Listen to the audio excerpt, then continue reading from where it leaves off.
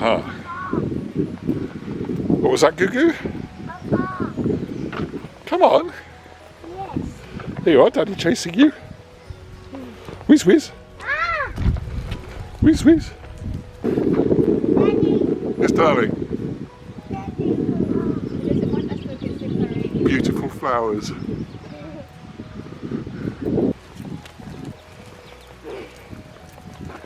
And little Mr. Scooter. Scooter-loot.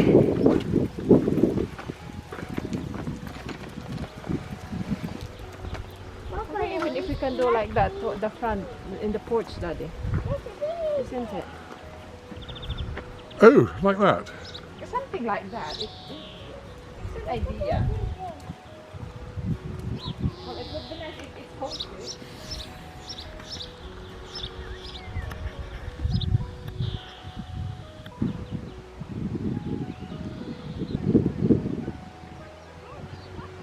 It's a shame, you just can't see them.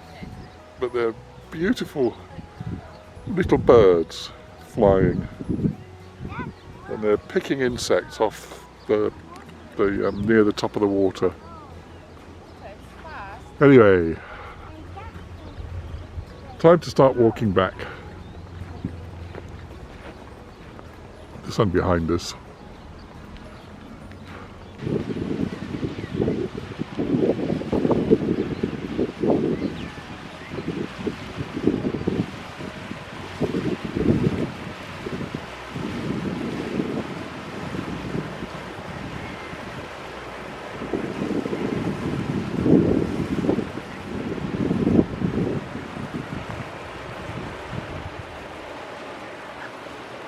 Good progress report. How are things going? I always wanted to give you an insight into the trials and tribulations, very much the trials and tribulations, of arranging a move to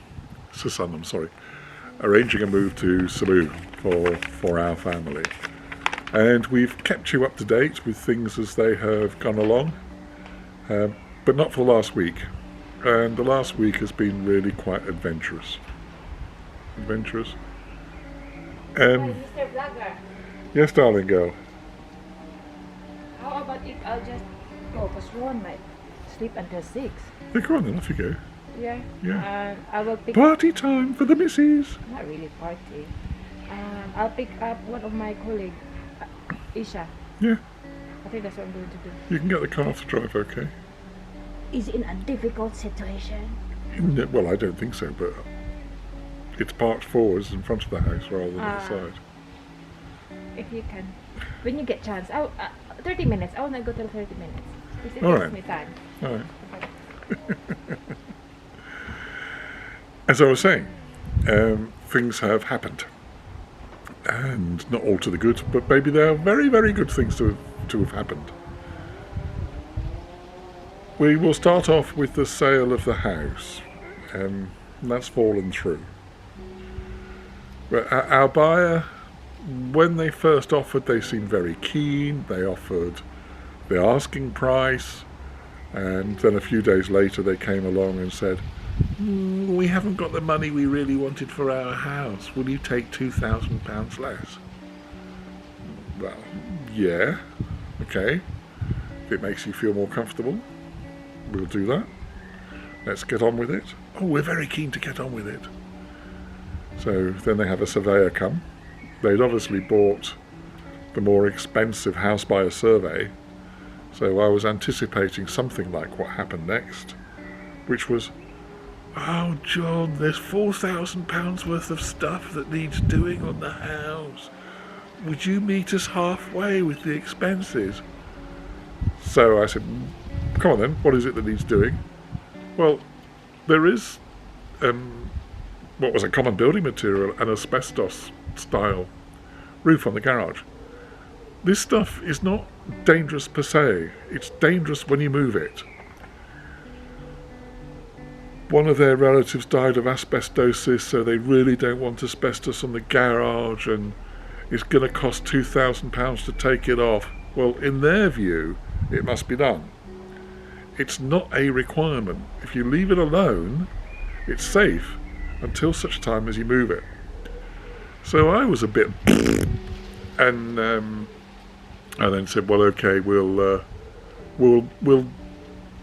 take 1,000 off, but the roof isn't incidental. And then I asked the estate agent to carefully read to me what was in the report that they were grizzling about.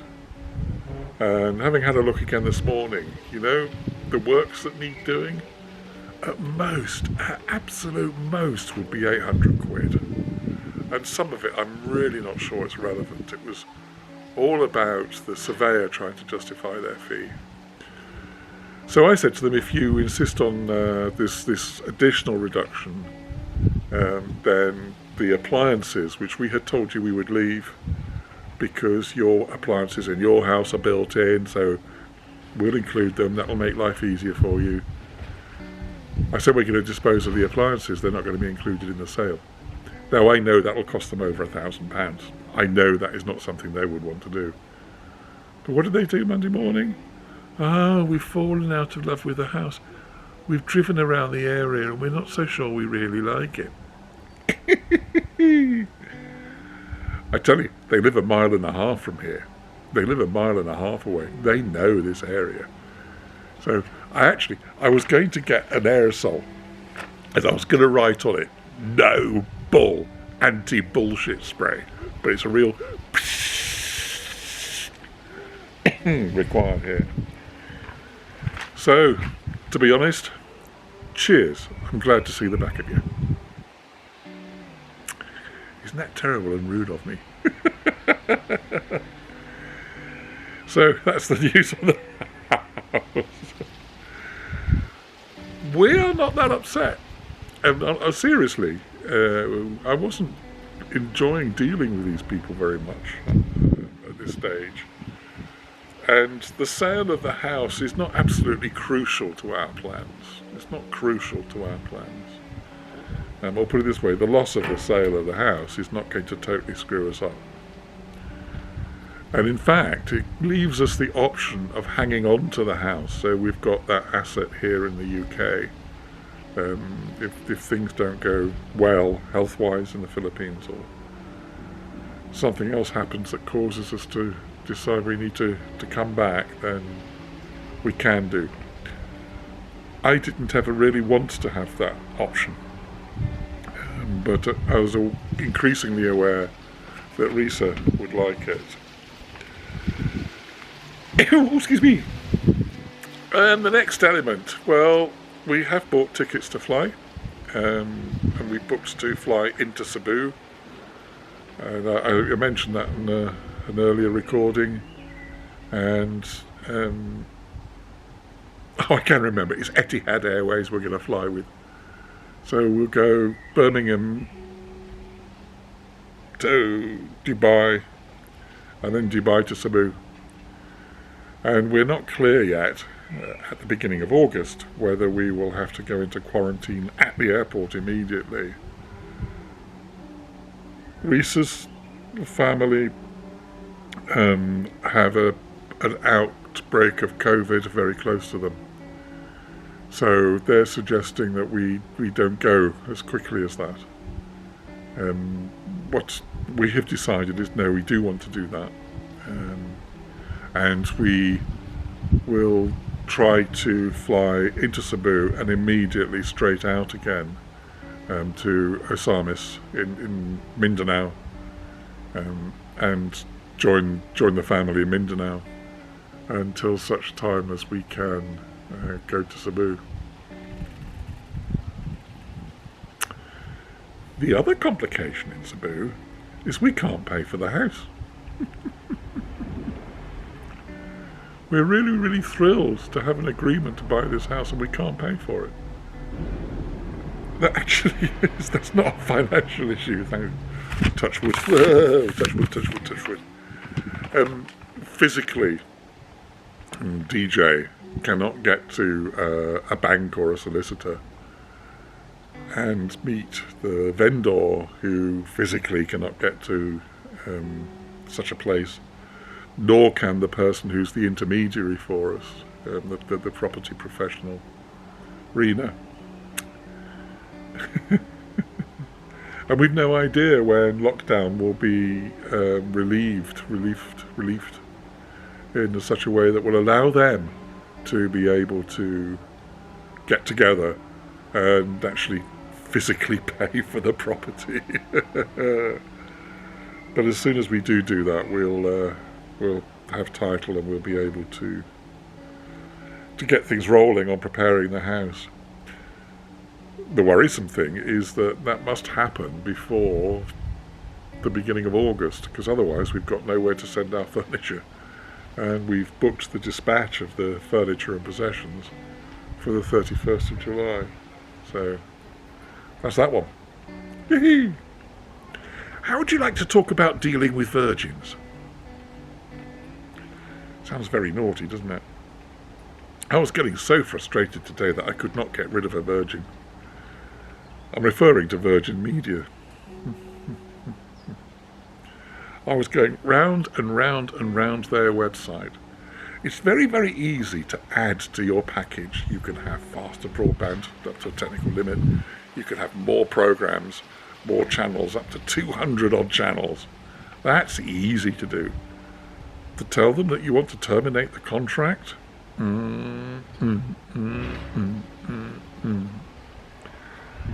In the end, we found a button that gave us a telephone number. So we used that telephone number. For half an hour, I was sitting on the telephone going, "We're terribly sorry to keep you waiting at this very busy time." Half an hour.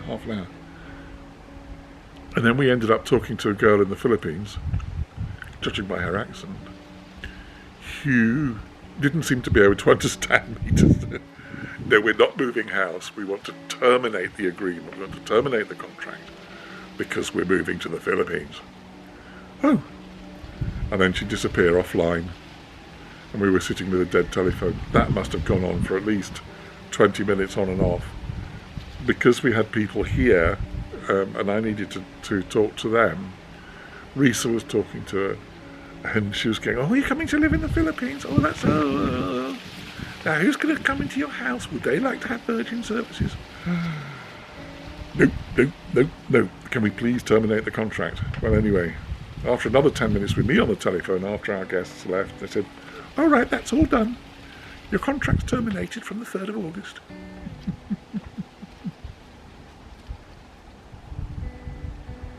Outrageous. Absolutely outrageous. Well, I think I'm covering all the bits. The last one, well, we have decided to let the house, to keep it.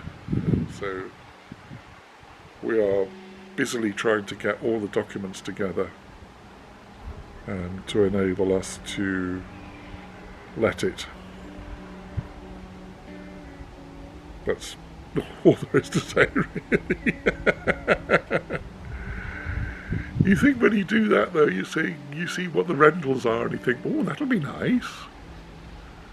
That'll be a nice amount of money to be coming in every month." And then you realise that you've got to pay the estate agent to manage the contract, to manage the let, which is sensible for us, because if we don't have the estate agent doing full management, we've got to find somebody who will come around and deal with anything, should anything go wrong. So we're doing it fully managed. That's going to cost us 10% of our revenue, the rental that we get, plus VAT, so that's another 2%. And so 12% of what we rent for every month disappears. And then I get taxed on it, 20%. So very nearly a third of your rental disappears out of your pocket. After that, you need really to be building a budget for any repairs or any difficulties, any maintenance issues. The estate agent is suggesting to us that we should let initially for 6 months. But the agreement that we have with them is for a whole year. So and there's a fee after somebody leaves and somebody comes back in again. But I have somebody who's made an inquiry about whether they would be able to let it for 2 years. And if that can go ahead, that would be good. That would be good. We'll just have to wait and see. The estate agent has a